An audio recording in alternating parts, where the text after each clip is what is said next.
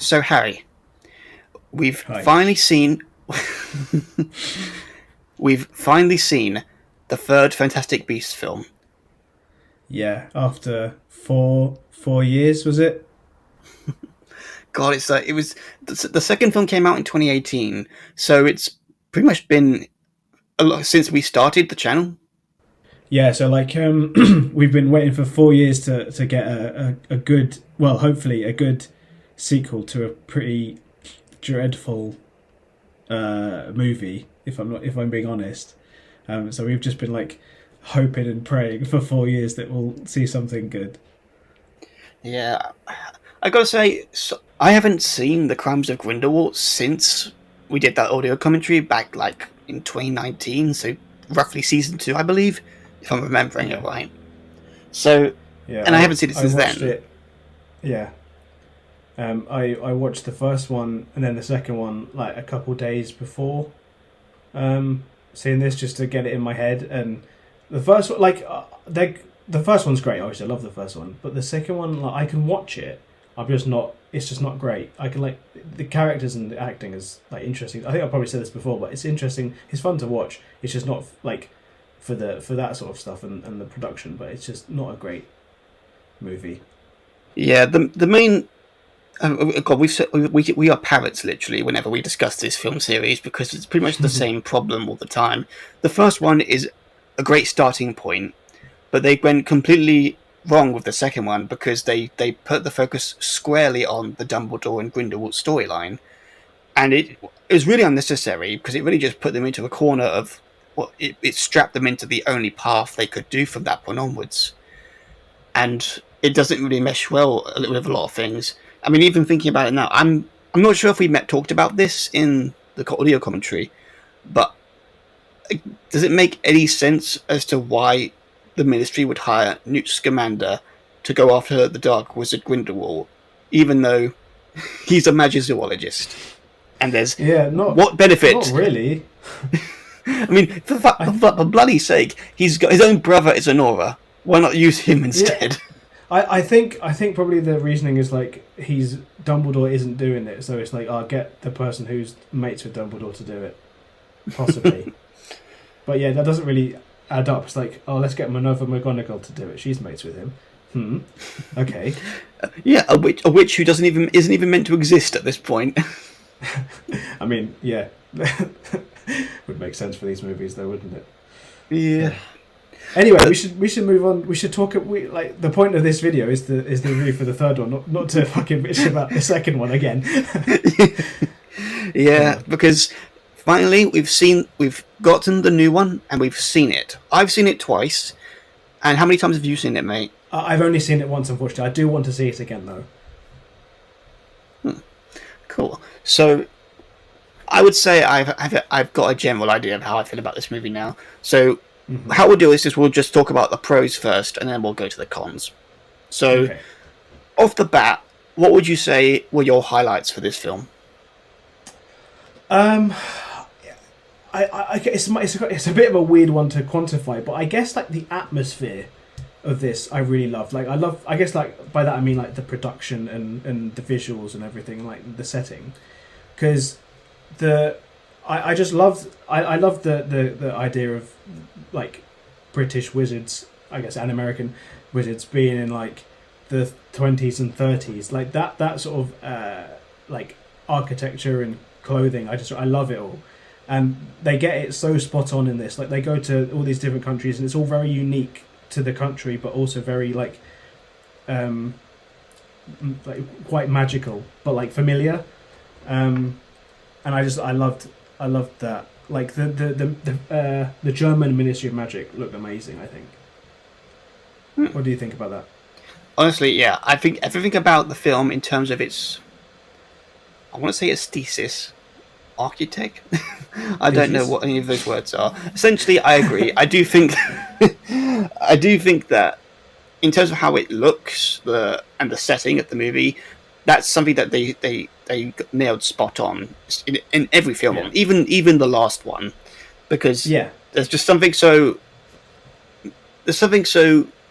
it, it I would say it's not timely because it's not, but it fits quite well with the concept because the Harry Potter films they were very much they would you could say they're timeless. You could say they tried to be a bit current with certain installments, but this feels like magic. It feels very much grounded in in the past per se. Yeah, like a period piece, but with Yeah, magic, which is yeah. So great.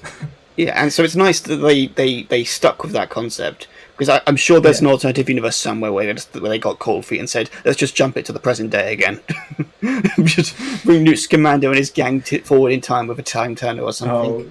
Oh, no, bloody hell! I mean, it'd be cheaper to do that, and then don't have to, make sets and clothes and stuff. They just wear whatever. But like, I think that's like the clothes is like what I love about like specifically Dumbledore is all his outfits are amazing. Um, yeah. Yeah, speaking of outfits, I goddamn love Newt's outfits in this movie, and Yes, I agree. he's had a consistent run of good outfits, but I really loved the one he wore in the opening of the movie, the nice brown the brown set. It was Yeah, it's really like sort of like a safari type outfit. I'd like sort of class that as because like it's got his boots up like normal, like when he's like his trousers tuck into his like thick boots, and he's like it's all tan and dark and like he doesn't have his big jacket, which is like quite interesting to look at him. Yeah, this is like what I imagined him to wear. Like this is what I thought he would wear for like the concept of all of the movies, like how we want it to be just about the beasts. That is exactly the sort of that part of that movie was like how I imagined what the whole series would be like. How Newt goes in his lovely outfit, and he goes on by himself to a random part of a random country to help a beast, and then there are people trying to kill the beast or take the beast. Like literally that part of the movie, I was like, wow, this is exactly what I've wanted from a Fantastic Beasts movie. But it's a shame that it was. That was it. Like that's basically all we got of that sort of part of it. yeah. That opening scene honestly feels like it could be plucked from another movie entirely because it fits so well. And speaking about that, May, about that approach to the story, that was another highlight for me. The fact that this movie's premise, because when you boil it down, it's a very simple premise. Catch this MacGuffin and prevent it from the bad guy from getting their hands on it. Simple premise. But what I love about it is that it feels very natural and it also makes sense for the characters, the main characters, because Newt is the star of Yeah. this series. People could say, oh, it's really about Dumbledore and Grindelwald, or they have the heart of the movie. No, Newt is the character we've been following since the beginning. It should be his story, and the last movie sort of lost that. This movie, this feels like a return to form, honestly. Even though some would say he's not in the movie as much, which is weird, honestly. Because for me, after seeing it twice, I'd say I'm sure he does have a bit less screen time in some areas, but I do feel like he was definitely front and center more so than he was in the last one, and Yeah. which is ironic because Dumbledore was less in that one, and yet he's more in this one too.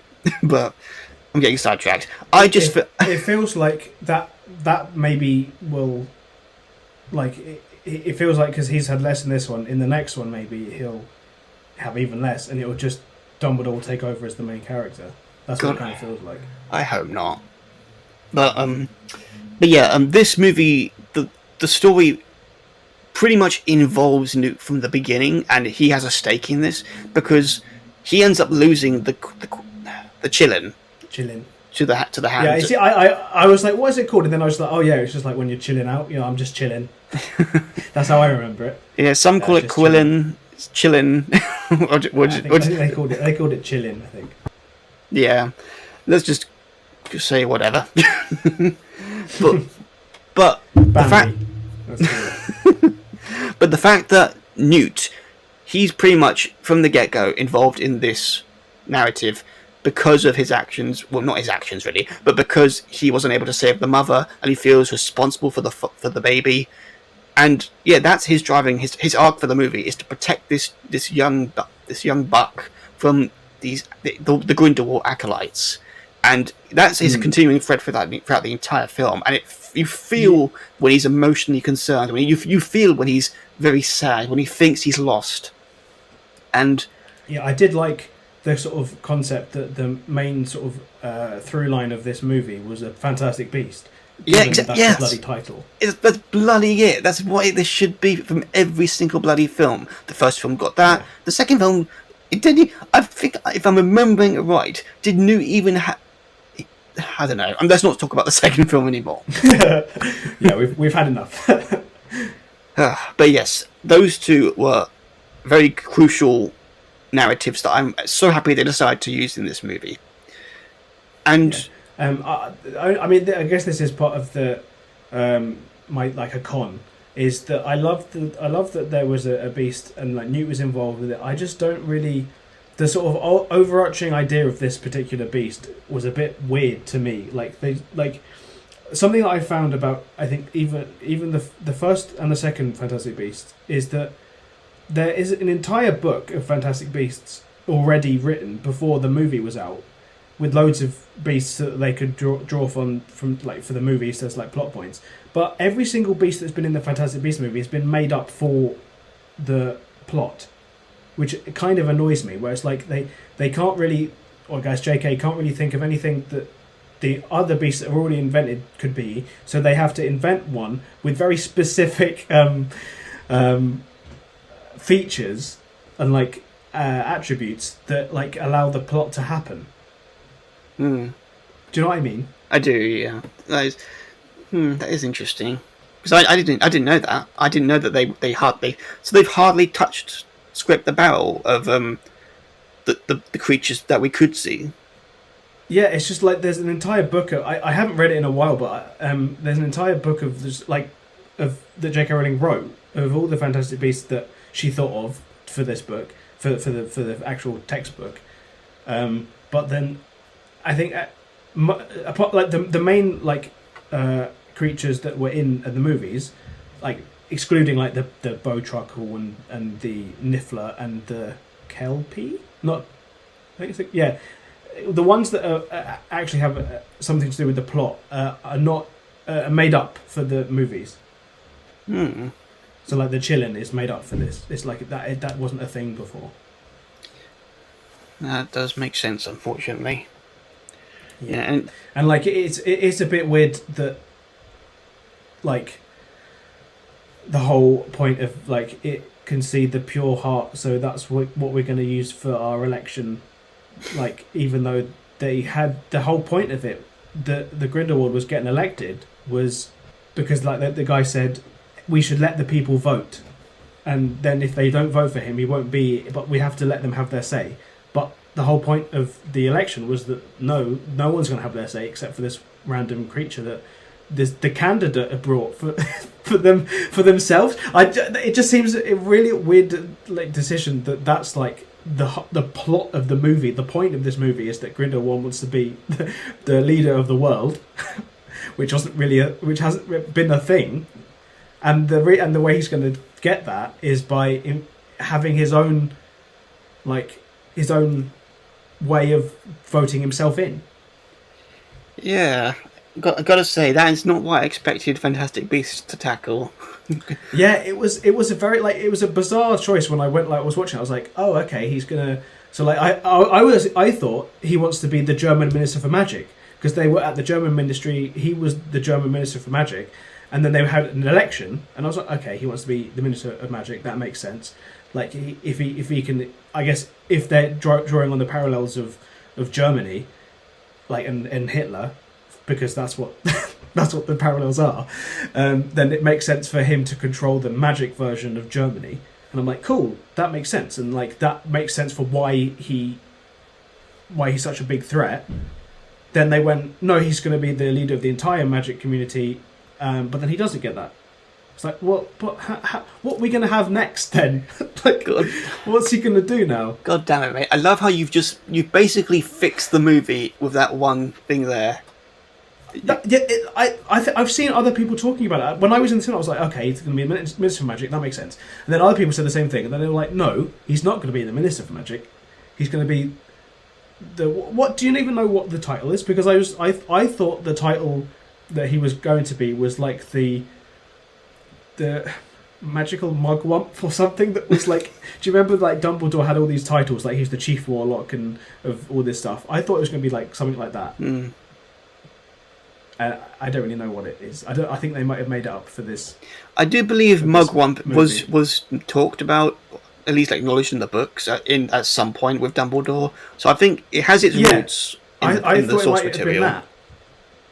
But when it comes to they didn't mention it. Like they never actually said that word. They never mentioned any of that in the movie. They just said, "Oh no, he's now the leader of the world."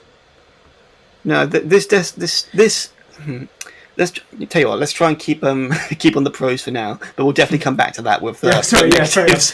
I do really like this movie. I think this is the best of the three. However, there's a lot of stuff that could be just like. Nitpick. I guess even not nitpicked. It's just there's a lot of holes, like plot holes in this movie, but I still loved it anyway. Indeed. So yeah, firing off shots here then. I liked that the film focused on the core characters that we want to see, which honestly should have been the focus through that through line. And then Yusuf Comma, for some reason. Yeah, but yeah, and regarding him and the other side characters, I love that they, who were introduced in the last movie. They still have a presence, but they're more relegated to, side characters as they should be.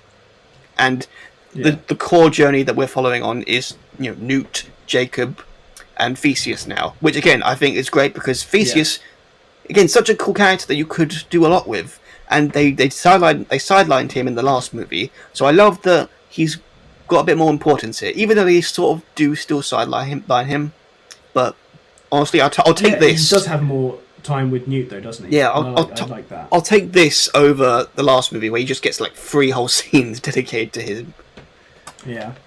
But that again, positive there for the fact that they chose the main plot to focus on this group of people because again, these are the characters that we have the most familiarity with. It doesn't feel like they're chucking new characters here and there as just to make us feel like, oh great, we've got to care about this character now. Oh, we've got to like this one now because we sympathise with their journey or whatever. It's like.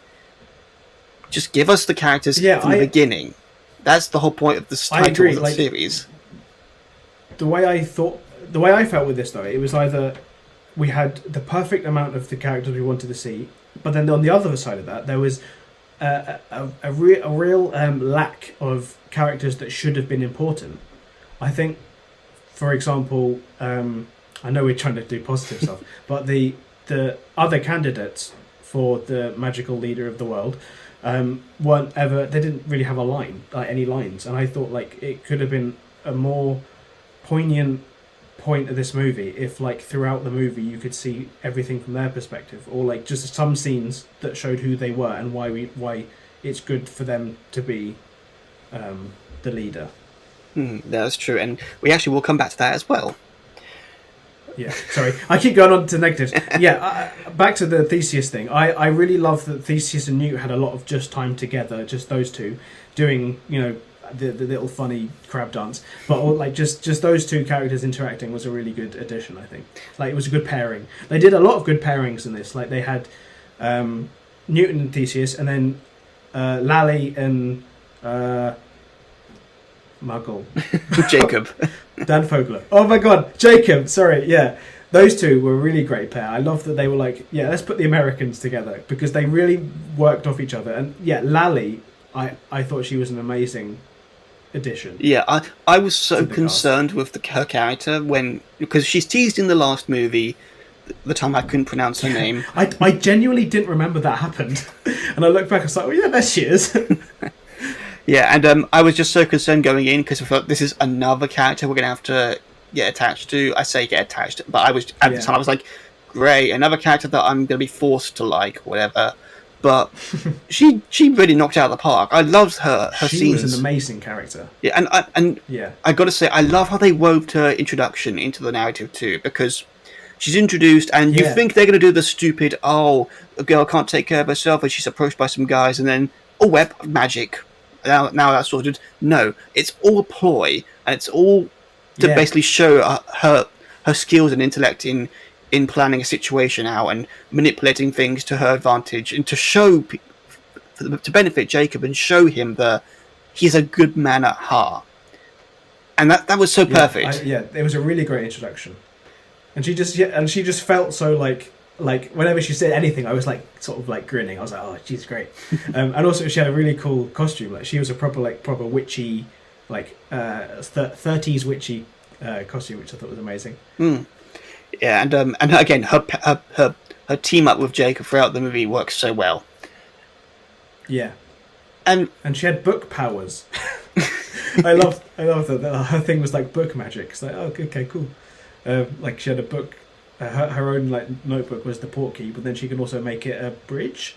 Yeah, that's or something. It was very cool. It's cool, but that's another thing we'll have to go back to on the negative side. But Oh, really? Oh, because that's interesting. Because I thought that was We'll go. Yeah. Sorry. But yeah, talking about Newton, his brother as well. Again, bouncing off with you, I love that they're dynamic. I love that we got to see them in a scenario that, honestly, in this scenario, Newt is the expert in this scenario. I loved how his brother played off that, because they clearly act like, as someone who has two brothers, I love that. I love how they just in a way they still like took jabs at each other, but it was like, yeah, you're rescuing me, are you? So yes, just do as I say and follow me. I am doing what you bloody say, mate. That was a really funny bit. And it was like, I think like something that I noticed throughout this movie is that they must have, I guess this must have happened in the rewrite, but there was a lot of nostalgia in this, but like, and not even just nostalgia for Harry Potter, like there was nostalgia for the first Fantastic Beasts movie. I thought, like, they were like, what did people like from the first Fantastic Beasts movie? They liked the case. Let's have loads of cases. They liked Newt actually caring for animals, understanding how animals work. So we had the first scene of him with the chillin', but then with the I think manticores. I think they were supposed to be manticores. Him doing his like the funny dance. Like that's very much like the Rumphant dance from the first one, and I thought like it was I guess a consistent character trait for Newt to be able to have an upper hand against with a Fantastic Beast, because he's just like that's what he studied, and I thought that was a really cool like a thing they reintroduced again. Speaking of brothers, I've got to say about the twist. I say twist, the revelation more from the last movie. Because this is something we both dreaded when we found out about this in the last film, and we were wondering how they were going to handle it. And what they've done with the film, how they basically reveal spoilers for someone who, for some reason, is watching this who hasn't seen it yet. They've got this far into the spoilers. Yeah, but we find out that Credence isn't Dumbledore's brother. He's actually his nephew, because he's Aberforth Dumbledore's son. And I'm not gonna lie, I'm okay with this. This is the kind of retconning that fits, that I feel is acceptable. It's because it's not going against canon. I can fully believe that while Dumbledore was having the hots for Grindelwald, his brother was out there trying to mind his own business, and he fell in love with a woman, and he accidentally got her pregnant. I could fully believe that happened, and that it works. I agree. I when I watched it and they said that, I was like, I sort of just went, fair enough. I was like, yeah, okay, I understand that that's like a way of doing it. However, the whole point of the last movie was to who's Grindelwald's parents, who is he, who is he, and then they sort of like they tossed it away for this one. They were like, he's not actually what we said he was last time, and they didn't make a big deal of it. He was just like, he's your son, and that's it. That was all that was said. It wasn't made a big moment. It was like the whole. I just like reiterate, the whole point of the last one was him trying to find out who he is, and now he just sort of did. That is true. I do wonder if that was a result. It wasn't made. I do wonder if that was a result of the rewrites as well, because again, from how the ending of the last film went, and from how when we last talked about predicting the plot for the third film long ago at this point, we both predicted that Credence would have to be the main villain, or at the very least one of the prominent villains of the story. And in this one, it definitely feels like he's more of a glorified henchman. Yeah, exactly. It still works. I'll give them that because I feel like he was in the movie enough to make me feel like yeah I remember him. He's got some importance to the plot, and I feel like he didn't take over screen time or waste screen time. But yeah, I would agree. I think He some. didn't have any screen time. I'm sure some people who liked his character, they probably will be a bit disappointed in that regard. But Yeah. I can't complain. I love that they were able to, whether it's because they saw the backlash and they thought, okay, let's for sure tell the audience that this is what it is and it's not this, or maybe this was the plan from the beginning. Either way, I am happy Mm. that they decide not to break canon like this, like like all the other times they have broken canon. Sure. I mean, there was all these other theories though that like it could be explained in a way that is like the one that I really liked was that that Dumbledore himself maybe had an Obscurus or Ariana's Obscurus, which was confirmed in this. That was the thing. That was confirmed. Um, Either Dumbledore's or Ariana's Obscurus made itself like made a host for itself. Like so, like rather than it being latched to a host, it is itself a host, and that was what Credence was. And I thought, oh, that's a cool idea. Like it could be a way of making it not. He's not actually like a son of anyone. He is just like a parasite, I guess, of another character who was a Dumbledore, which would have made him his brother. It would have made him his brother, technically, if he's like part of from Ariana or from Albus. I thought that could have been a really cool way of explaining that away, and like that would have been a really cool twist and everything. Like, but like loads of people have said that or things similar to that, and then it was just sort of said that he's his nephew, not his brother. I just thought it was a bit of an easy way out without having to do much explaining. Something that I did from this point that we just made. So something that I thought of like I think today or yesterday. This movie doesn't feel like the sequel to Crimes of Grindelwald. It just feels like a completely different. It's almost as if they sort of skipped through. They went from the first Fantastic Beasts and then skipped through the second one, like skipped onto it and just picked some parts out and then made this one rather than actually making this a proper sequel. It does feel like there's so many there's a bunch of characters that just weren't in this. Like Nagini wasn't in this at all. It wasn't mentioned. Yeah. I'm sure there was some, like I guess Tina wasn't in it, but that was like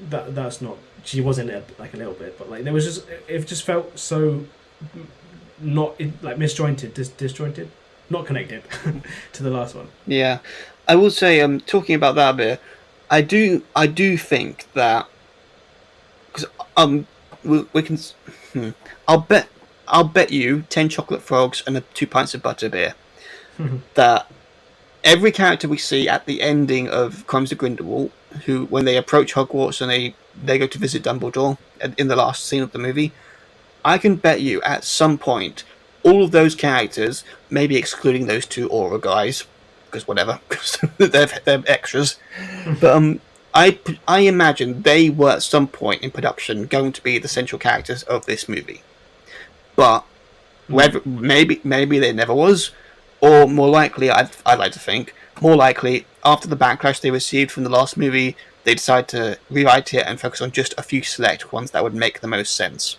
Oh yeah. Because honestly, I can't imagine Nagini fitting heavily into this movie outside of being there for Credence, just to convince him that they're doing this to help him, and that does work. But the problem is you've got the rest of the movie. What else is she going to do? You can't just have it pop up at the end. So I can see why they probably decide to remove her. She didn't do anything in the second movie either, so like it would be the same like dynamic. Yeah, and that would just be a complete waste. It's just don't introduce all these characters that you're not gonna like pay off well. Like the same thing I thought with like if they weren't going to include a character, I'm surprised they included Yusuf Koma back into it, because he didn't really do much in this one, and like he felt like his whole journey in the last one had come to an end, because his whole thing was looking for Credence to kill him, but then he realised that the person he's trying to kill is already dead. So now his journey is finished. and then they made him come back. I thought that was a bit of a bizarre choice. And then he didn't really do anything. Like when his whole thing was he went to Grindelwald to act as a spy, and then he just unpredictably, unsurprisingly, he reveals that he was a spy all along. He was he was actually a good guy, and what he did, his whole contribution was he managed to knock out 2 henchmen. That was all he did. Literally, I'm pretty sure all he did was his contribution from being a spy was he managed to get through the guards at the end and then knock them out. There's no there was no information or anything interesting that he did. He was literally I thought he could have been he didn't need to be in this movie. And it's not like he was a really interesting character from the last one. He was my least favourite character apart from Lita. And I was like, oh great, he's back, and then he doesn't do anything. I was like, yeah, fair enough. Yeah. But yeah, rolling along, as they say. I would say, in regards to the reveal, that the confirmation that about Ariana being obscurial, I'm so glad they finally decided to confirm that. Yeah. And in regards was really good. Sorry. I was saying another con is that Mads Mikkelsen is really good, in my opinion. I think he was a better Grindelwald than Johnny Depp was. Oh yeah. Regarding Mads, it is a shame. Sorry, go on. Yeah, it's okay. I was just going to say, I agree. It is a shame that we lost Johnny Depp, but in a roundabout way, I'm glad we had for the movie, because just taking real life out of this, I think Mads as an actor is a far more of how I envisioned Grindelwald to be. Because if you want, just watch the film again. Whoever's listening, when they get the chance to watch the movie, this Secrets of Dumbledore, watch the movie, and that opening scene where they're in the restaurant and they're just having coffee or tea. I cannot imagine Johnny Depp's Grindelwald walking into that room and not having everyone stare at him. But but you have Mads Mikkelsen walking there, and he is the personification of a gentleman that you can imagine talking very suavely with a nice cup of tea, and you can imagine him charming everyone in the room and not stand out. And I think that is just perfect casting right there, and I think he was a great choice to replace Johnny Depp.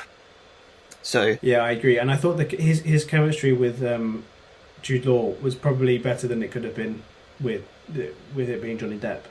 I did feel though that it didn't feel that they.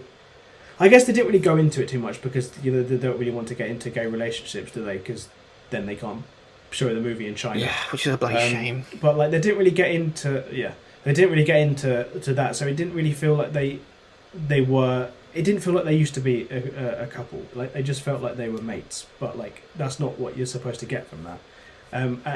And when I came out of the cinema, my girlfriend was like, they should have had flashbacks. Yes. To them two, as in Hogwarts or not Hogwarts, in Godric Hollow, and when they were growing up and wanting to see the world, and then they should have had flashbacks to the death of Ariana, because that's the point of this movie. Yeah, is to show that. Well, not the point of it, but that's a very big part of this movie was to show that particular subject. Yeah, same as the last movie. They had plenty of chances to show flashbacks in the last movie, and they didn't. Same with this movie, where they just kind of they talk about it, but they don't show it.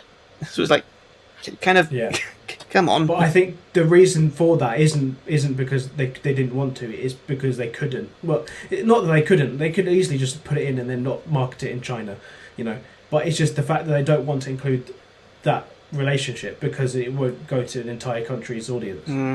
God damn it. And Russia, I think, as well. But yeah. Aside from that, though, I will say I'm quite happy with that plot. Yeah. And I think the sorry, go on. I think because I'm nearing the end of my pros list here. I will say the main thing that I took away from this movie is that I love that it built upon the last two movies. Because again, I think everyone can tell from both of us by this point we're not fans of the second film. We think that it was a really bad decision to do what they did with the story. But this film it didn't do what Star Wars, the sequel trilogy, did. It didn't basically do a full 180 and say, oh no, this is what's really going on, and they screwed themselves over in the process. What this film did is that Yeah, what happens at the at the beginning of this one is at the end of that one, Johnny Depp or Grindelwald gave Credence his wand, and then at the beginning of this one, he just chucks it over his shoulder. Yeah, oh god, damn that movie. But yeah, I want to bring flashbacks. but yeah, this movie builds on both the previous two movies, but it cherry picks what's central and important that it wants us to remember, Yeah, exactly. and it builds on them in a way that feels natural. So again, look at the Credence reveal. Sure, you can look at the last movie and feel, oh god damn it, they did that. But then you watch this movie and you're like, ah, so the last movie is still intact. They didn't butcher the narrative, but this one's a better outcome. This one makes more sense, and it's just that's the only example that's coming to my head right now. But there's so many other examples throughout the movie that they build on and work with. Even the characters. Again, we talked about it with Yusuf. He's honestly a character that could be cut entirely from the Crimes of Grindelwald film, but the fact that they bring him back and give him a form of role in this movie, it at least justifies that it feels like a narrative, as opposed to here's a character that we want to try something with. People didn't like him, so he's gone, and that would have just made it feel even more like, oh, great, very unimaginative there. But the fact that they went along with the side characters in this movie and they gave them justifiable, whether how they handled them is going to vary on the fans' opinion. But I feel like I'm glad that they justified their involvement in the bigger story, so it doesn't feel like they're just cherry picking for the sake of it. Yeah, you don't feel like you're missing, like, it doesn't feel like you're lost, like, when you go from the last one to this one, but there is a lot that was changed and retconned. Yeah. And I think closing off my pros, I think it was obvious. The one thing that I can praise consistently with this series is the soundtrack. I love the music. Yes, I agree. And it was I listened to it as soon as I came out of the cinema. I listened to it for like on repeat a couple of times. Oh, something from the soundtrack. Oh, this is I guess this is a pro. Something from the soundtrack that I thought was quite funny is that in the scene with when the cases all explode and there's all like the Harry Potter nostalgia, I thought that scene was a very like I don't know if it was, I guess, cheap. It just felt like they were like playing on nostalgia very heavily in that scene. Like they're having the Harry Potter soundtrack, they're having the sort of the buns. I guess that's from the first movie, but the buns like with the charm from the from Deathly Hallows. From the Little Strange Vault, the Geonosis, I don't know. I can't remember. That's a Star Wars thing actually. They had that, and then the Quaffles and the Bludgers, and then the Harry Potter soundtrack, and then it was a very. I liked that movie, and it was nostalgia baiting. That's the word, nostalgia baiting. But I lapped it up. I was like, wow, this is great. But this is a very long lead up to this really stupid bit of like fact that I found. That I think that song was literally, or that particular bit of music was literally taken from one of the Harry Potter movies, because it wasn't on the Harry Potter the Fantastic Beasts 3 soundtrack. So it must have been like credited in the credits saying John Williams, whatever song it was, which is not very interesting. But I was like, oh, that's quite nifty. But yeah, that particular scene I really did like, with all the Harry Potter things. And that was a cool fight scene, I think. Yeah. Like that whole sequence, there was some cool magic, and Lally and Theseus were teamed up in that bit to like have a cool battle, and that was that was cool. And I'll say this: the fight between Dumbledore and Grindelwald at the end, that was very well done. I loved that they moved around a lot, and they did some. They basically did what we want to see with these films. Don't just stand around and point your wand. Actually, put some energy into it. And yeah, that was a cool scene. It was quite a short one, but it was still. That wasn't. I think they're gonna have to have their amazing fight scene, and it has to be better than the Dumbledore versus Voldemort one. Oh, definitely. Because the Dumbledore versus Voldemort one, that is a very good one. But I feel like this is definitely they're going to have to push the bar when it comes to this fight, that eventual fight. And just going back a bit to the soundtrack, there's a piece of music that starts playing during the scene when Newt starts walking across the bridge to enter.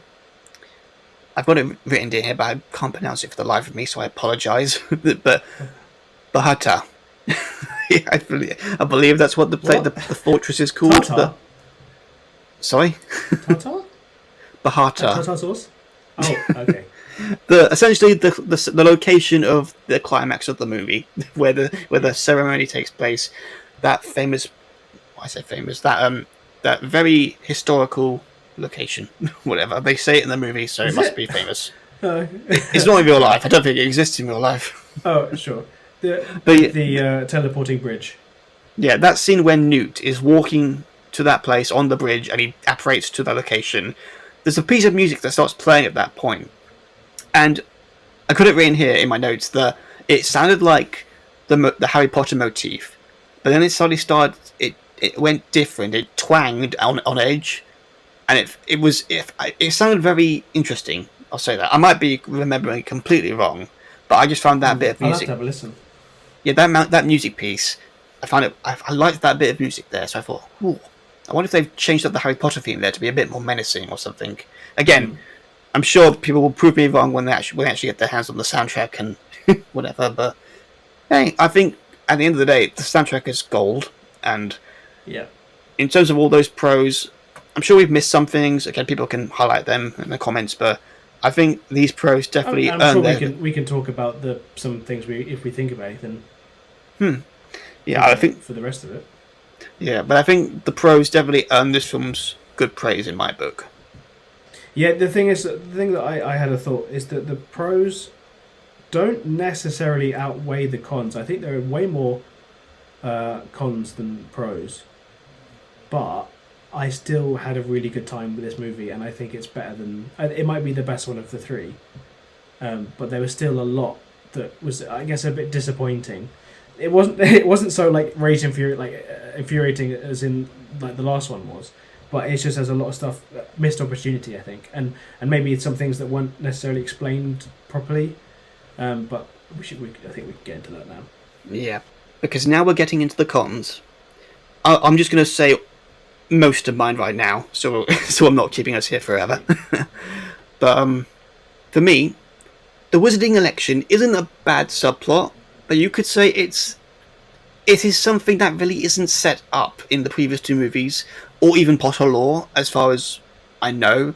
I mean, we know Mugwump, I believe, is mentioned in the books a few times, maybe, but in terms of this entire thing, this is definitely a this movie only element, and again, I'm sure this will vary, but I feel like it was a bit odd to have it all done in this movie, and it does feel kind of like a bit underdeveloped, and some of it doesn't make any sense, because as you said earlier, if it was just Grindelwald trying to become the German Ministry of Magic, the German Minister of Magic, that would have been more simpler and made more sense and been a bit more pointed to the parallel.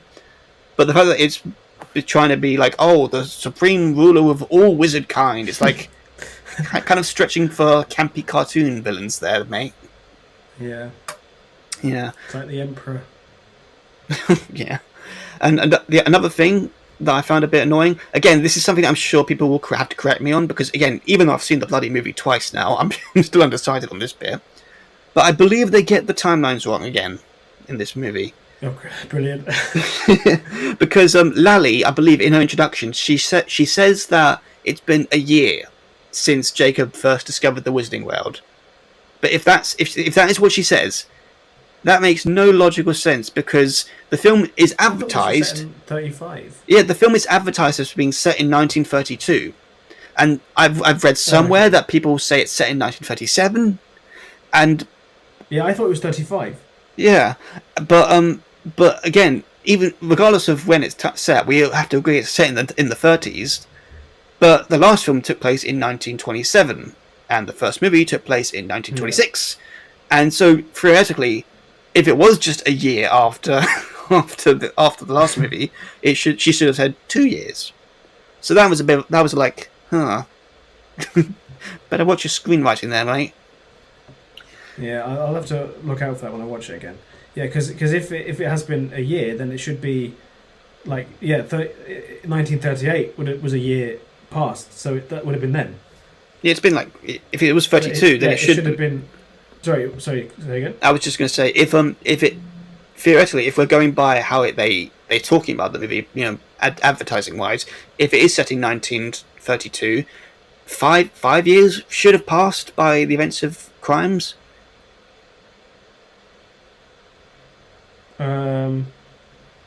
Yeah.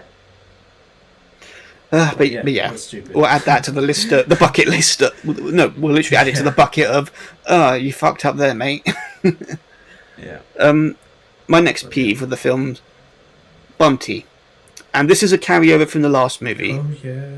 Now, I'm glad what she does in this movie, it's a bit more substantial than the last movie. But her entire subplot about having a crush on Newt, I feel like, again, this might just be a me thing, but I feel like it's completely unnecessary. And because when you think about it, we know that Tina and Newt are destined to be together. We know that from the source material, so there's really no reason to have this other character fancy the main character.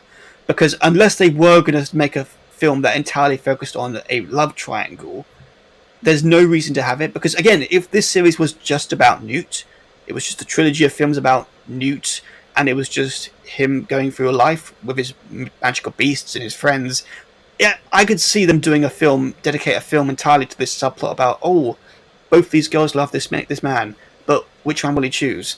But in this series, they've clearly set up that it's not doing that. It's focusing on this big wizarding conflict. So there's no real reason to really have a slice of life. Oh, I love this man, but he doesn't know it. Yeah. And again, from how this movie's gone and how they end it too, they're clearly not going to go that path because again, they've got if they go with their 5-movie plan, they've got 2 more movies left. I can't imagine them dragging this subplot out and actually going through with, I think he likes you, Bunty. Like, no, it has to be. It has to be. It's so like insubstantial to the plot. Yeah, like with Harry Potter, they're all like adolescent, like kids going through puberty and learning if they like everyone else. That they have feelings, and it's like, yeah, fair enough that there's really stupid, minute love stories in there when they're sort of like it's really awkward and really petty, and then this is like we're like adults in the proper magic world, and there's wars going on, and like we have to worry, and then there's just like, I don't think I'm going to get with him because he likes someone else. Like, okay. Yeah. I feel really sorry for the actor who plays Bunty. Bunty. Bunty. I feel sorry for her because she in like interviews and stuff, she seems really nice and like really lovely, and she's like really good in the character. It's just I wish the character was just like sort of like like a straight man for Newt. Like if it was Newt doing stuff and she was helping him, but she wasn't like all gushing over him every time. I just feel bad, but also I feel bad for her because at the end when it was revealed that like she had the last case with the actual with the beast in it, and like it was like a shot from, you see this like really ominous looking character in a robe like from shots, and then you see a hand, and then it pans to her face. It's like in the cinema, me and my mates were like, "Oh my god, it's going to be Tina. She's going to be." I thought this exact same thing.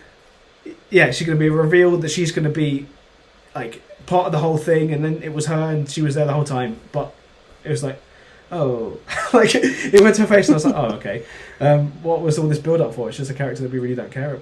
We don't feel as invested in as we do with Tina.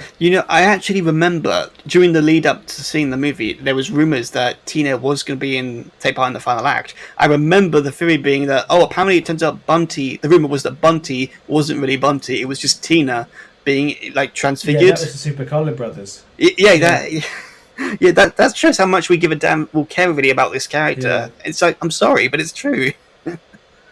Yeah, it's a shame. Like the thing I find about theory channels and that sort of stuff is that I love them, but all their ideas are way better than what we actually get, and it just makes you disappointed. Yeah. Like the blood pact thing, or not the blood pact thing, but like the Obscurus Newt's Credence's Obscurus being like a part of Ariana, I think was one of their ones too. It's like, wow, that's a really good idea. And then it wasn't. And it's okay. It was a really random thing that was just mentioned in the one line, and then it moved on. Yeah. But yeah, regarding Bunty, it is a shame because she's a great actress. She's honestly an okay character, but her her importance to the story, taking away the narrative with the Chillin. I just really feel. I mean, it would have worked so much better if she was either, as you said, either the straight man to Newt, or maybe if she was just a relative of his. Maybe have him be his niece, and she's like, well, I say niece, maybe cousin. Cousin more likely. Yeah, but you cousin makes more sense. Just have her be his cousin, who's working alongside him to look after his magical creatures because he loves the profession, and he gets swept up in this adventure with his family. It's like that makes a bit more sense, a bit more like keeping in with the family whimsy side of Harry Potter. And it would have justified it a bit more. I can easily see her being like her scene when she was in the getting the cases like duplicated. I thought like there was in that it was quite a funny scene, and like I could really see like a potential for her character to be like a funny character, like rather like you get Jacob as the sort of comic relief human character, but then on the other side you get the Bunty being like the British wit character, which is like really quite like a staple in Harry Potter, just like British witticisms. Like would have like she would have been great for that, because Newt doesn't really do much, like say much, and doesn't have like isn't the funny character, and it would have been great for her to be the funny character. Yeah. Which I guess she sort of is in a way. It's just there's also this thing that she loves Newt. That I don't think they're going to continue with that into the next one. I hope not. I really hope not. But yeah, gotta say that's a downer, and it's a shame, but it's true. It's just like you don't really need this subplot. Why bother continuing it at this point? Yeah. Another con for me, and we actually already touched on this, but I wish we could have seen Dumbledore's sister's death. I wish we could have seen the confrontation between the three wizards, and Ariana gets struck by the curse. Again, as you said, I think that would have benefited the movie, actually showing us and seeing the raw emotion on the actors, seeing how it affects them and how it haunts them to this day. The fact that they don't do it, I just feel like it sort of feels like they've lost the chance again, like with the last movie where we didn't get to see Newt get expelled by sacrificing his position as a student for Lita. Yeah. This feels like the kind of movie that would benefit from flashbacks that have resonance with the present. But again, they don't, for whatever reason, be it reshoots, be it because they didn't have the budget, or maybe just because they just didn't think of it, they just don't do it, and I just feel like, again, you've missed the mark, mate. Yeah, and to have like more like the thing that I guess annoys me a little bit about these movies is that they rely on, like I said before, they rely a lot on nostalgia, and they go to Hogwarts a lot, which for adults is a bit odd. But like if there was flashbacks to Dumbledore in I was saying college in Hogwarts with is it Alpheus Doge, who's his mate? If they had like flashbacks to that, and then Godric Hollow, that would bring a whole like a sort of the same nostalgia, but it would have actual reasons to be in it, rather than just like, oh, we're in Hogwarts now, and here's the room requirement that has a big old tapestry in it. Yeah. Like, okay, great. Like, it's nice to see Hogwarts. It's just it's not. I don't think it's necessary. Like the point of these movies is that this isn't Harry Potter. This is the past. This is the Wizarding World. But then they still go back to all these things. That's like, hey, remember Harry Potter? That was really successful. Like, please give us money. Yeah. But yeah. Adding on to that, I gotta say, I found this a bit of interesting trivia. I do believe it's possible that this could have been a rewrite thing, because while discussing, this was like a few years ago, I think not long after the second film came out, David Yates was doing an interview with Empire Films podcast, and he talked about the relation with Dumbledore and Credence, and this is what he said. He basically indicated that the next film would have a flashback. At least that's how I'm reading it. And he's quoted here as saying, "There's a very intrinsic. God damn it! Hold on. There's a very elaborate, lovely beginning of Fantastic Beasts 3 that we discover a few things about the Dumbledore family." And he's roughly quoted as saying that in that podcast. And hearing that now after seeing the movie, I do wonder, was the film originally meant to open with that flashback? It was going to open... Because actually, if you actually watch... When you actually watch the movie, that opening with Dumbledore and Grindelwald, it is kind of weird because you think they're in a cafe or a restaurant, and then it suddenly catches fire. They're in a restaurant in London that I have been to. Oh, cool. Sorry. It's a nice restaurant. Huh. But yeah, it catches fire, and then it cuts to Dumbledore at Hogwarts. So you're wondering, what was that about? Yeah, was that a flashback? Did that really happen? Yeah, exactly. Did that? Like, I was thinking, I was like, did they just kill everyone in that restaurant, or like, was that in the mirror dimension where was in this for some reason? Oh. Yeah, I was like, what was the point of that particular scene? Like, it looks great, but why?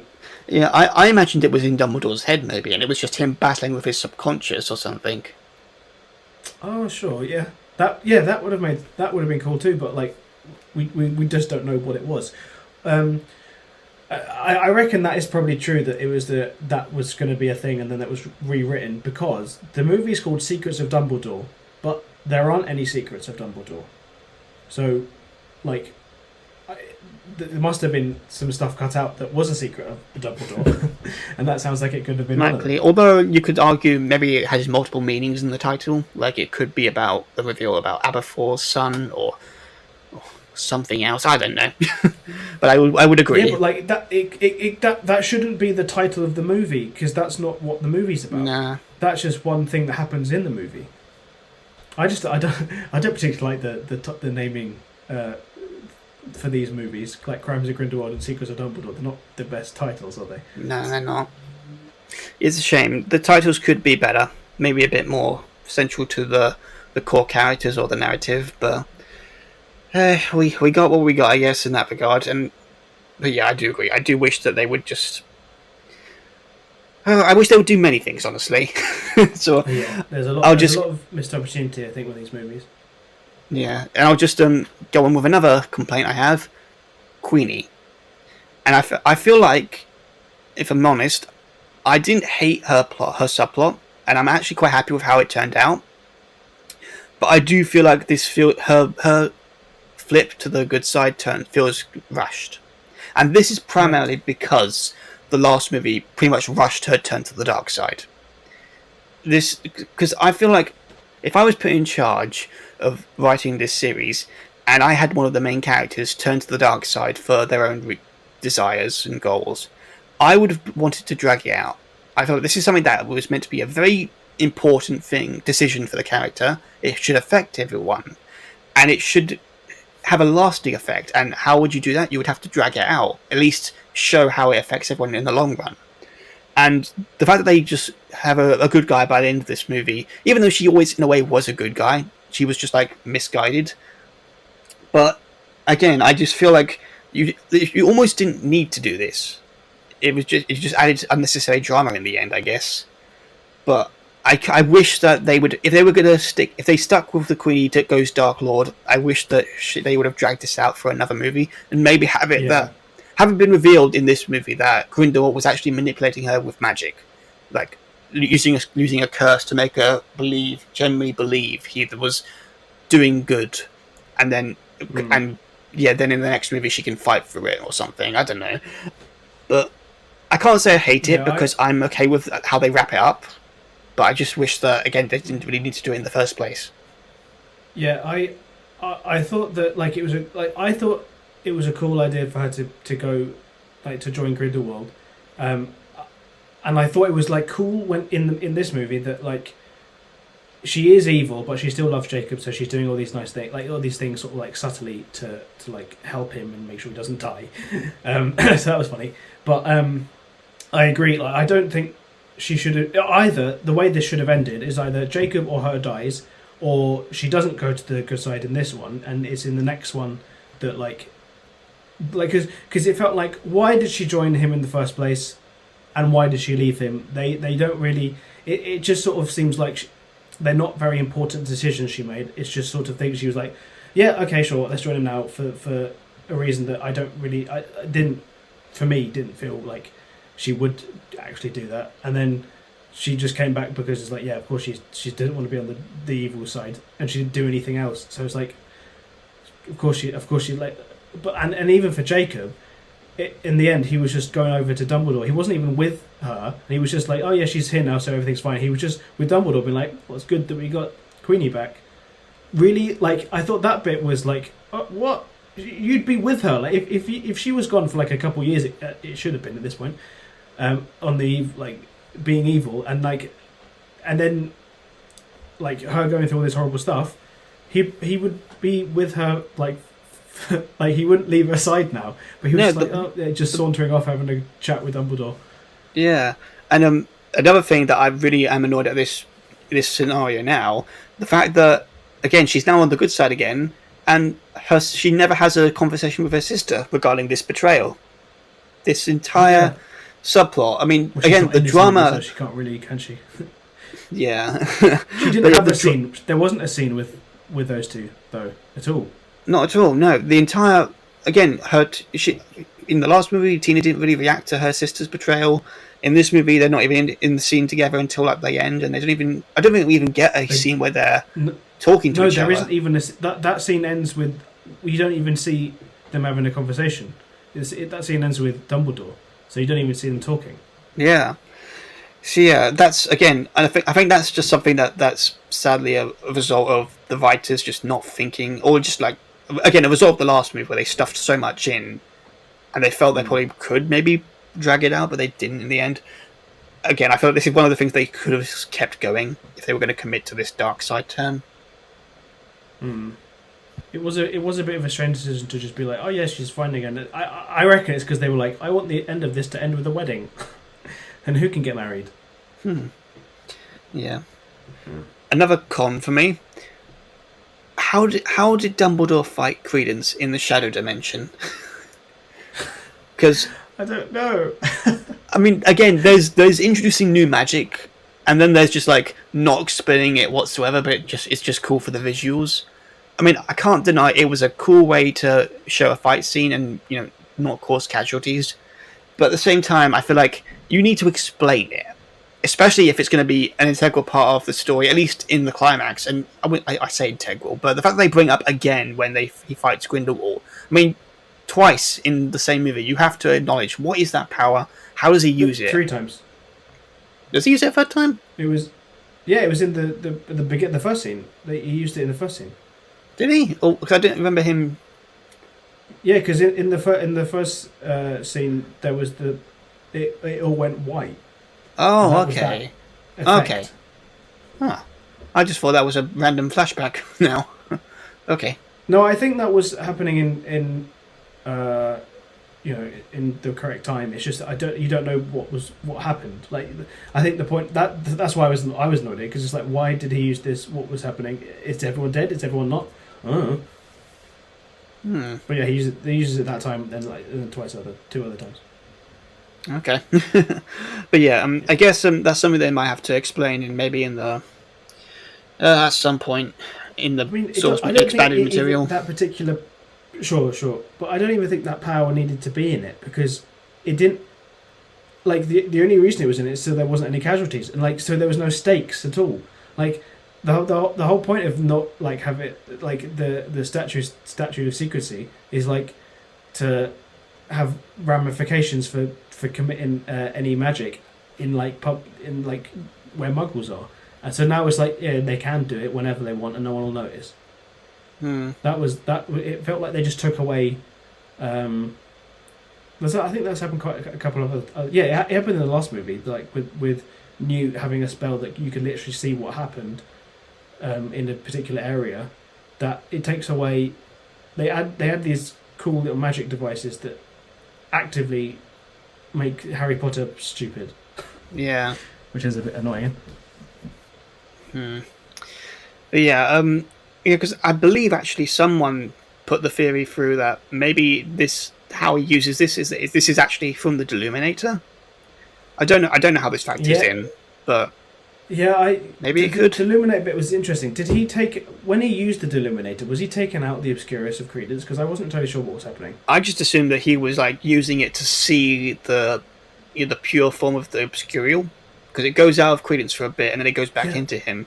So I assumed that was that's what what I mean. Dumbledore was I don't using. even know what I don't even know what the point of that. Like, why? It would have been cool if like he took out the Obscurus with that, and that's why. Like, that's literally what I thought happened. I thought like he took out the Obscurus with the Deluminator, and that's why Credence got ill, because he didn't have the Obscurus, which was powering him, but he still did. Yeah, he does, because that's what's killing him at the end of the day. Oh, interesting. That was a. Yeah, I didn't quite get that.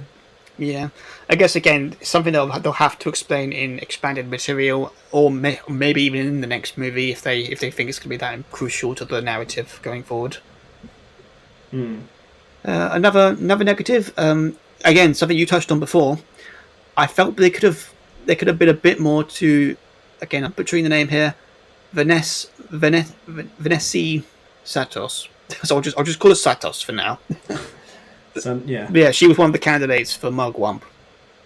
And again, I feel like or whatever it was supposed to be. yeah, I mean, again, the fact that she's the one who's going to get the title at the end of the film, they should have made a bit more of an effort to show us sympathise with her. Other than because the fact that they just show her freeing Jacob from the curse. Honestly, I mean, any wizard with a common sense and a Yeah, good sense of morality would do that. But I think they would have to go a bit the extra mile if they wanted to make us believe that she was pure of heart and to win the title of from the Chillin. yeah. That really annoyed me, that subplot, because they set up in like the scene before it that Jacob was very pure of heart. They literally said that line, and then they went, and then like it's like, oh, who's the Chilling going to choose? They're going to choose Jacob because they set that up, and it's like, oh well, the magic community will see the Muggles are all right, but then it didn't. It went to Dumbledore, and it's like, what? That's not that. But why did they set up Jacob's thing then? And piggybacking off of that, I take it you're not a fan of the Dumbledore being pure of heart aspect of it. I am conflicted because it's like, sure, he's Dumbledore's like a great character, but also he isn't. He is. I don't think he is the purest of heart. Like he's got the best intentions for things, and I guess if that's what that means, then sure. But like when he was I guess you can't really judge him for what he wanted to do when he was a kid. But when he was a kid, he was really racist. But also like he wasn't necessarily morally always correct, was he? Because he in the Harry Potter stories he raised Harry knowing that he would have to die at some point. So, like, I don't know if he is the most pure of heart. Yeah, I mean, I'm sure people have talked about this already, and they'll give their verdicts. Honestly, when I first saw the film, I didn't mind it. I thought, yeah, makes sense. I mean, they're setting up that Dumbledore's got good intentions for the Wizarding World. But after seeing it the second time, I realized that that doesn't make sense because Dumbledore's been quite manipulative in the past. And he will be in the future, so it's like kind of odd. And I think the biggest thing that because I mean, it happened. Fine, I'm just like, okay, fine, that's what you're doing. But honestly, again, if I was writing this movie, they should have made it Newt, because again, sort of like with Jacob, they set up in the previous movie that Newt is someone who doesn't seek power; he just does what is good because he knows it's right. And the fact that his profession is helping animals, you can't get more pure of heart than that. So, like, but I guess the point is, it would be, well, the question is, what would the point of Newt being pure of heart be? Like, what would that have for the sort of ramifications for the future? Like, what would be or maybe not even that, just for this story, what would the point of him being? I don't. That's why I think that the whole plot of, or the whole aspect of the Wizarding World election for the new leader was done by like a deer that knew that you're pure of heart. I think that's just a bit of a stupid way of electing someone. Do you know what I mean? Like, I just think that entire whole plot was stupid. Like I said, or like we've said, it should have been Ministry of Magic, and it shouldn't have been a bloody random deer. yeah, I agree. I guess in regards to why I think Newt would be good, I think primarily because it would reiterate that he is the main character of this series, and I guess in regards, Sure. if you're talking narrative sense, I think maybe Jacob being pure of heart and being elected would have made more sense to show, again, the wizarding community Yeah. of the goodness of Muggles.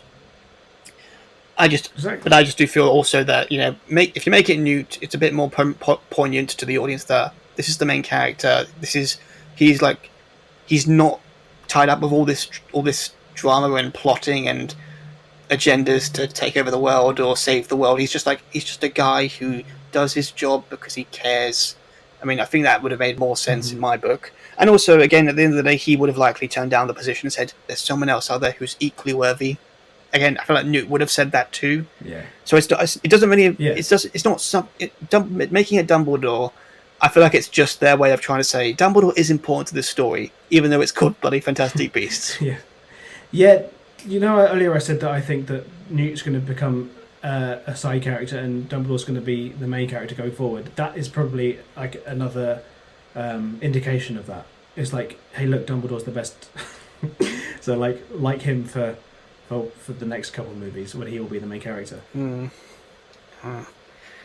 Something that was quite funny in that scene was as soon as Grindelwald was elected to be the leader of the Wizarding World, he instantly called a war against Muggles and then tried to kill someone and then tortured someone. It was like as soon as he became the leader, he instantly went to torture it. And surely people would have been like, "Oh fucking hell, maybe we should have chosen this dickhead." Hey, I'm sure. Because that was literally the second. I don't know. I'm sure every wizard that day was smoking something. But yeah, logic be damned.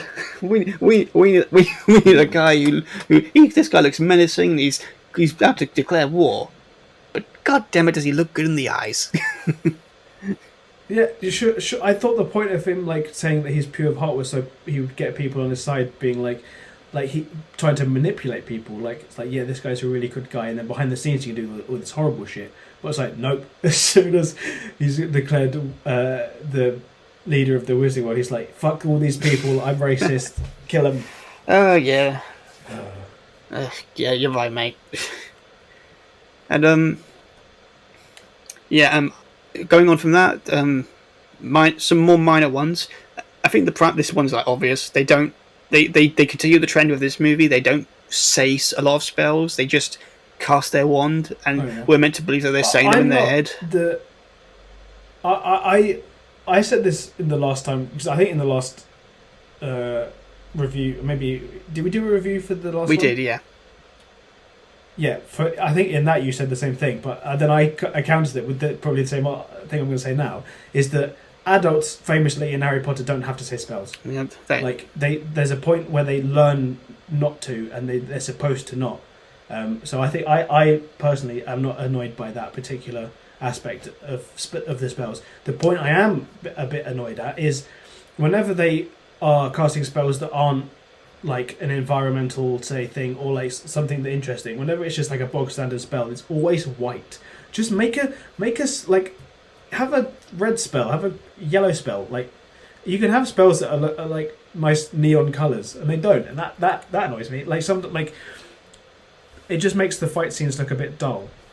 Like any magic spell. Also, adding on to the nitpick side of it, there's what was it? Another one. These are more nitpicks that I found out through other people's videos. So I'm just basically saying what they say, but I agree with them. One is that Jacob can see and interact with Hogwarts, even though Muggles are not meant to or not be able to. And again, this is something they could have maybe explained in that, they cast a spell so he can see it now, but it's like they don't show it, so it's like, yeah, you take what you can, I guess. The way I took from that is that I think Muggles can't. Yeah, actually, yeah, because that is annoying. Because like I remember that in the books, it's like whenever they want to go near the castle, they get like an automatic like confundus, a spell that makes them think, oh, I need to go back and do something. Like a spell that it's quite funny in Harry. I think it was in like the first book. It was even in. It was like they remember that they left the kettle on or something, like something funny like that. But like the way I didn't really worry about it because it was like maybe from the outside they can't interact and see, but then when they're inside Hogwarts, like then everything like is clear and they can see everything. Yeah, and the other one is Dumbledore is able to deflect the killing curse, the cruci. Oh, Yeah, and again, yeah. it's like, Bloody hell. I mean, again, in canon, the curse is meant to be unstoppable. You can't deflect it at all, or well, something, I don't know, but it's Yeah. just, Well, yeah, whatever, fine, whatever. the thing about that is that like is that yeah, you can't deflect the spell, but maybe because two people did it, two people can deflect it. I thought that was stupid. But like the thing is that the spells that they cast were gold spells, and in the last Harry Potter book, Harry uses his wand automatically produces a gold spell which does counter the killing curse, and I was like, oh, maybe it's that because like it's gold and it's a killing curse and it's something about love or some shit. And I was like, maybe it is that, but then also, if it can't be because that was to do with the wands, and they can't both Aberforth and Dumbledore. They can't both have wands that are also connected to the Elder Wand because that's just a bit of a Yeah, I'm sure there's some fans out there who are trying to say, oh, Dumbledore's wand is actually got the same core as the Elder Wand's wand. That's why it happened. Oh, yeah, a video I saw one recently, the Super Carlin Brothers one, that was like maybe Dumbledore's wand is the twin of that one because it was the other Peverell brothers' wand. Huh. And like in his search for the Deathly Hallows with Grindelwald, he found the wrong wand or something, you know. But yeah, it's still a bit of a stupid, convenient thing that they didn't need to include. Yeah. And it's really stupid that the Blood Pact is a stupid thing for me in the first place. But the fact that they brought it in the last movie saying, yeah, I can't go against Grindelwald because of this, and then they instantly, in the next one, destroy it, just really... And it was such a stupid way of doing it. It's like, my spell was to protect and his was to kill, so therefore, Blood Pact over... Like, what do you talk about? Yeah, I mean, even the movie... I imagine even the movie is trying to say, we don't really know how this works, but just take it as fate. Yeah, it should have just been, like another thing I saw that was a really cool... I don't remember who said it, but a really cool thing that, like a missed opportunity, was like, in the Blood Pact that they introduced actually didn't do anything, and it was just a red herring. And the reason that Dumbledore didn't want to go against Grindelwald wasn't because of that. It's because he genuinely did love him, and he just didn't want to go attack him. And then the Blood Pact would have been like that would have been a secret, and then that would have been a secret of Dumbledore. Wow. For this movie called Secrets of Dumbledore. That actually would have been much better, actually. Yeah, it would have been such a cool thing. It's like, oh, it was like a cool little trinket that they had, like a special thing for them, but it actually isn't magical. Or if it is, it's like something else, you know. But like, why would they bring in the... I think the reason in the last movie they brought in the concept of the Blood Pact was so that because famously they couldn't, which is really annoying because this breaks the canon. Famously, they didn't interact for fucking ages at all, and then in 1945, then they did, and that's when they had the massive duel. So I thought that the point of the Blood Pact was that he literally couldn't talk to him or, you know, go against him for all these years until then, you know, just to keep up with that plot line. But then they got rid of it in whichever year this is, 1932 or whatever. So now there's still more than 10 years to go until the actual final duel, which is when they're not supposed to interact until then. So it's like, well, what's the point of bringing it in and then destroying it now when you still need it to be in effect until the last movie? Yeah, a lot of raised eyebrows on that decision there. But yeah, there's many more plot holes that we can talk about, but let's close it there for this one. And I guess for my last one, I guess the main problem. I guess there's not really a main problem with this movie. There's several. Yeah, there is a main problem. The main problem is the writing from J.K. Rowling. Okay, yeah. But I guess one aspect of that is also that by the end of this film, it accomplishes almost nothing, because by the end of this movie, I mean, I say that it's not true because it does conclude certain storylines, but in a way, by the end of this film, we're pretty much back where we were from the beginning. Dumbledore, Oh my god, yeah. sorry, Grindelwald, he's still out there. The main characters are no closer to catching him and all that jazz. And we've still got over a decade's worth of time period to explore before the fight happens. And there's only so much you can do, honestly, because considering the story narrative they've gone with. Again, I'm sure there's better ways to explain it, but I just do feel like this movie, talking about it in a final sense now, there's a lot to frown at, because I feel like this is definitely they're still undecided, honestly, in what they really want this series to be about, and that's all their fault. Because they chose to start one way and they did a complete 180 with the second movie.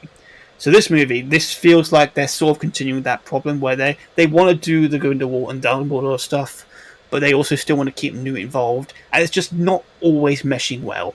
And when they try to make it mesh, it just makes more problems for them. But honestly, saying all that and all that negative, I will stand by that I enjoyed this movie. I think this is definitely a far improved film, entertainment-wise, compared to the last one. I mean, I saw it a second bloody time, so that's something to say from on my book. And I'll be happy to see it a third time. I'm definitely going to buy this one or buy it when I get the chance to watch it at home with the family, maybe. And I'm not gonna lie, I mean, the film has sadly apparently been a bomb. It's not received as much money as it was meant to. It's not. And I think there's a couple of reasons for that. It's probably like there's so much controversy coming from this film, like the fact that J.K. Rowling is writing it and she hasn't been fired yet. That's bizarre. Honestly, that is quite bizarre that she hasn't been fired, given that Johnny Depp has, he hasn't. I don't know if there's been like evidence that he's done anything wrong. It's just been allegations. But when J.K. Rowling has said loads of stuff and like that's where who they choose to fire, it's a bit odd. But then like so, people aren't probably going to boycott this because Johnny Depp isn't in it.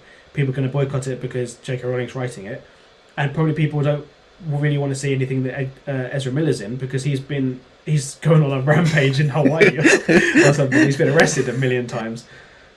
Yeah, and then also the movie before this one wasn't great. So I'm not surprised that this hasn't made as much money as the others have. But I really hope that doesn't mean they're going to cancel the next couple ones, because I still want to see where everything goes and I want to see more magic stuff. Yeah, I really am concerned, and I'll say this.